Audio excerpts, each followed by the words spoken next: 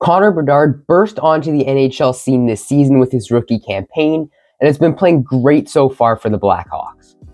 He's definitely shown off what he can do and scored some incredible goals. But is the 18-year-old phenom already good enough to be considered an elite NHL player? Let's find out. Well, I would say that the average point-producing NHL centerman plays on the second line of an NHL team.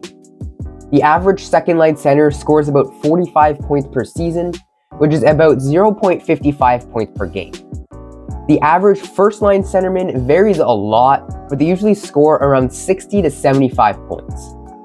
This means that a typical top 2 centerman would score around 55 to 60 points in a season and 0.70 points per game. Well, how many points is Connor Bedard on pace to put up? Well, so far, Bedsy's on pace to score 66 points in 68 NHL games. This is 0.97 points per game, and he would score 79 points if he played a full 82 games with that pace. So he's already putting up above average point production, and lately he's been playing incredibly, so I'd expect those numbers to only go up from here. One of Bedard's best skills are his quick hands and impressive dekes. He could take less than ideal situations where maybe the angle's tough or he's just in a bad position, but he can create a decent scoring chance for him or his team with his quick hands. He's not just fast with the moves, but he's also super creative, always trying new moves to get around the opposing defense. The most well-known is probably his Michigan, which he scored against St. Louis.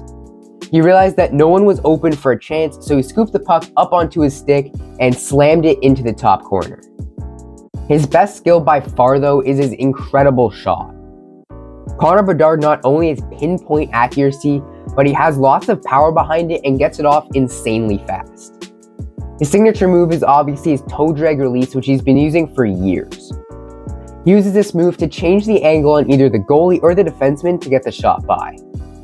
This toe drag before the shot allows him to place the puck between the legs of the defenseman or just to get a better angle on the goalie. His deadly power comes from his shot style.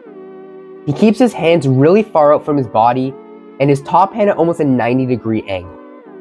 This allows him to do the push-pull method where he pushes his bottom hand out and pulls his top hand in to generate the most amount of power. All of this combined with the incredible speed that he can get the shot off creates a top 3 NHL shot already and most likely soon to be number 1. If I had to call out one weakness that Bedard has, other than his obvious size, I'd have to say it would be his skating. Now don't get me wrong, Bedard still has great skating and some pretty good speed, but I find sometimes after he does a move to get around a defenseman, he often stumbles a bit and loses some speed. If he could just keep his speed going the whole time, he'd be able to easily get around the defenseman. But after watching lots of Bedard, that is the one and only thing that I can pick because he's so good at everything else. So is Connor Bedard already an elite NHL player? Well, his point production is above average on a very below average team, but overall, I'd say he's just the level below elite.